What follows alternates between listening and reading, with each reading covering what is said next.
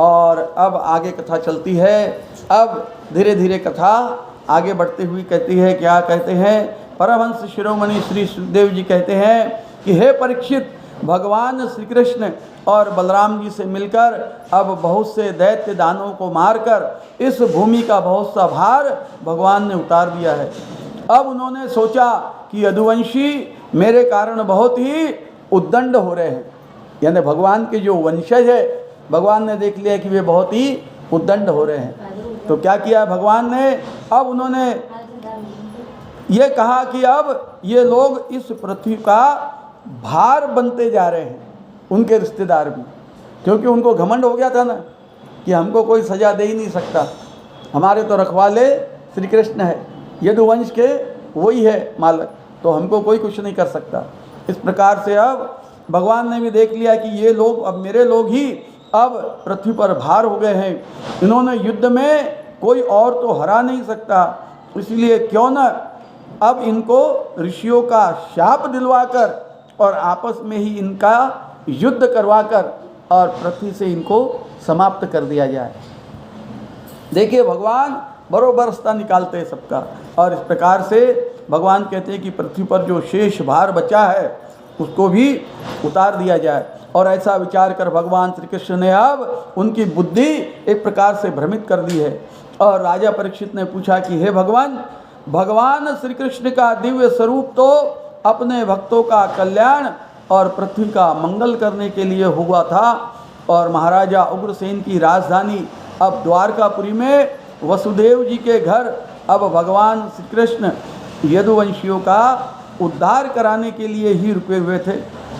तो परीक्षित एक दिन द्वारकापुरी में देखिए कितने बड़े बड़े संत पधार रहे हैं। एक बार द्वारकापुरी में विश्वामित्र जी, असित ऋषि, कण्व ऋषि, दुर्वासा ऋषि, भृगु ऋषि, अंगिरा ऋषि, वामदेव जी, कश्यप जी और नारद आदि बड़े बड़े ऋषि मुनि वहाँ पिंडारक क्षेत्र में आकर ठहरे हुए थे।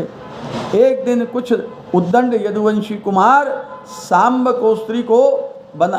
को भगवान के दोहित्र है सांब, उसको स्त्री बना दिया है उनके मित्रों ने, और स्त्री बनाकर अब उसके पेट पर एक प्रकार से मोटा सारा कपड़ा लपेट दिया है, और उसको क्या दर्शा रहे हैं कि जैसे ये औरत है और इसको बच्चा होने वाला है, इस टाइप का उसको बनाकर तैयार किया है। और उसके पेट पर बहुत सा कपड़ा लपेटकर उन मुनियों के पास जाकर पूछने लगे कि हे ब्राह्मण, आप तो बड़े बड़े पहुँचे हुए संत महात्मा यहाँ आए हैं, तो आप इस स्त्री को देखकर बताइए कि इस स्त्री को लड़का है या लड़की है।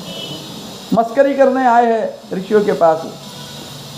तो क्या होता है, जो ब्रह्मर्षि लोग आए हुए वो तो त्रिकालदर्शी है, उन्होंने बस ध्यान लगा लिया, और ध्यान लगाकर कुछ सेकंड में ही पता कर लिया कि ये तो हम सबसे मस्करी करने के लिए आए हैं, ये कोई स्त्री नहीं है, ये तो पुरुष है और भगवान का दोहित्र है ये, और इसको इन्होंने स्त्री बनाकर लाया है पेट पर कपड़ा लपेट कर।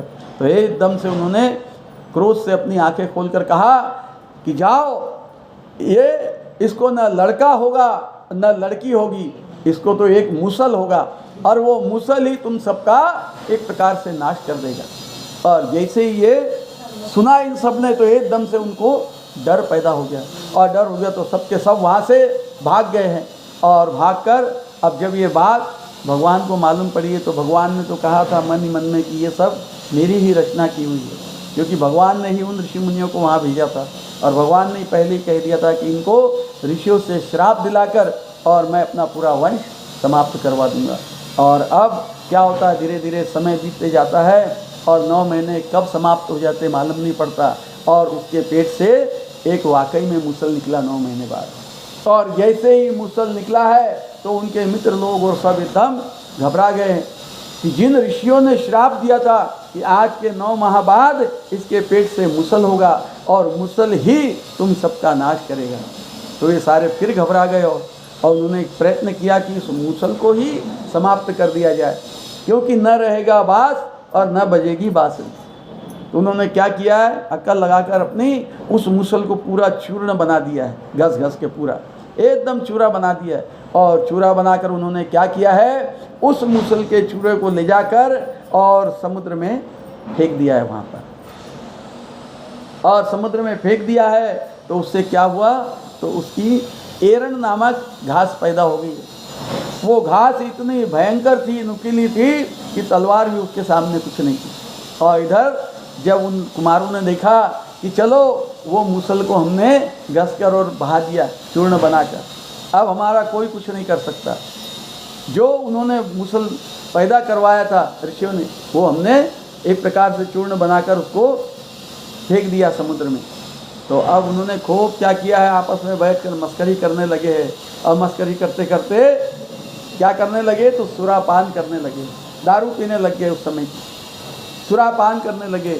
और जब व्यक्ति दारू पीने लगते हैं आपस में बैठकर, तो धीरे धीरे बहस होने लगती है। बहस होती है तो धीरे धीरे फिर झगड़ा होने लग गया।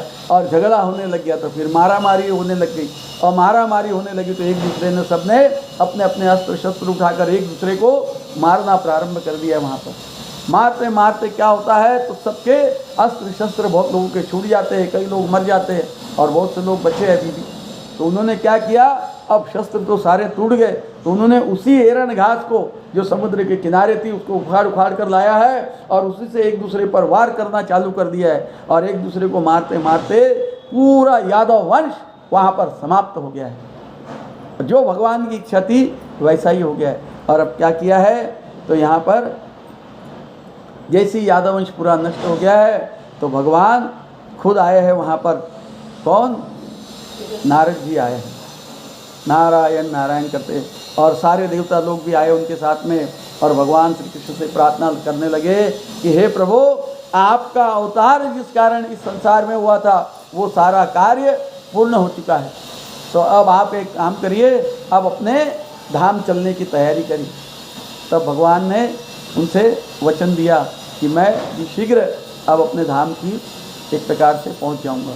और भगवान ने क्या किया है, तो वन में जाकर और ऊंचे स्थान पर जाकर वृक्षों की छांव के अंदर और रात के समय वहाँ सो गए हैं। और अपना पैर एक दूसरे के ऊपर रखकर, घुटने के ऊपर रखकर, और भगवान सो गए थे।